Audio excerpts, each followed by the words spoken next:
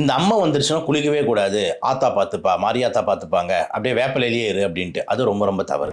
தயவு செஞ்சு குளிங்க, அது ரொம்ப முக்கியம். ஏன் சொல்றேன்னா, நீங்க குளிக்காம அப்படியே இருந்தீங்கன்னா வேர்வை சேர ஆரம்பிக்கும், தோள்கள்ல அழுக்கு சேர ஆரம்பிக்கும், அந்த அழுக்குல தான் கிருமிகள் இருக்கும். அப்ப அந்த கிருமியும் இப்ப வந்திருக்கிற அந்த ஸ்கின்னோட இன்ஃபெக்ஷன் சேரும் போது சீல்கள் பிடிச்சிக்கிறதுக்கு வாய்ப்பு இருக்கு. ஏன்னா நான் ஸ்டார்டிங்லேயே சொன்னேன், சீல்கள் பிடிக்கிறது அதுல முக்கியமான காம்ப்ளிகேஷன். ஸ்கின் இன்ஃபெக்ஷன் தான் ஒரு முக்கியமான காம்ப்ளிகேஷன், அதாவது பக்க விளைவுன்ட்டு. அப்ப சீல்கள் பிடிக்காம இருக்கணும் அப்படின்னும் போது நம்ம குளிக்கணும் அப்படின்றதுல மாற்று கருத்து இல்லை. குளிக்கும் போது முடிஞ்ச அளவுக்கு ரொம்ப ஸ்ட்ராங் சோப்பு இப்படிலாம் போடாம, அதே மாதிரி தண்ணி நல்லா அப்போதைக்கு ஒரு சுடுதண்ணி வச்சுட்டு கொதிக்கவும் இல்லாம வெதன்னு ஒரு தண்ணியை வச்சுக்கிட்டு நம்ம குளிச்சுக்கலாம். ஓகேங்களா? அந்த மாதிரி ஒரு தண்ணியை குளிக்கலாம். சோப்புலாம் ரொம்ப ஸ்ட்ராங்கா அந்த மாதிரி இதெல்லாம் போடாம மைல்டா இருக்கக்கூடிய ஒரு சோப்பை போட்டு நம்ம கிளீன் பண்ணி குளிச்சுக்கிட்டோம்னா ஸ்கின் கொஞ்சம் கிளீனா இருக்கும். அது ரொம்ப ரொம்ப முக்கியம். அப்ப பாருங்க எவ்வளவு சின்ன சின்ன நுணுக்கமான விஷயங்கள் இந்த நோயில இம்பார்ட்டண்டா ஒரு ரோல் பிளே பண்ணுது. நகத்தை விட்டு கையை சுத்தமா வச்சுக்கோ, டெய்லி குளி அப்படின்றதெல்லாம் ரொம்ப இம்பார்ட்டன்ட் பாயிண்ட்ஸா இந்த நோயில இருக்கு அப்படின்னு நீங்க புரிஞ்சுக்கணும்.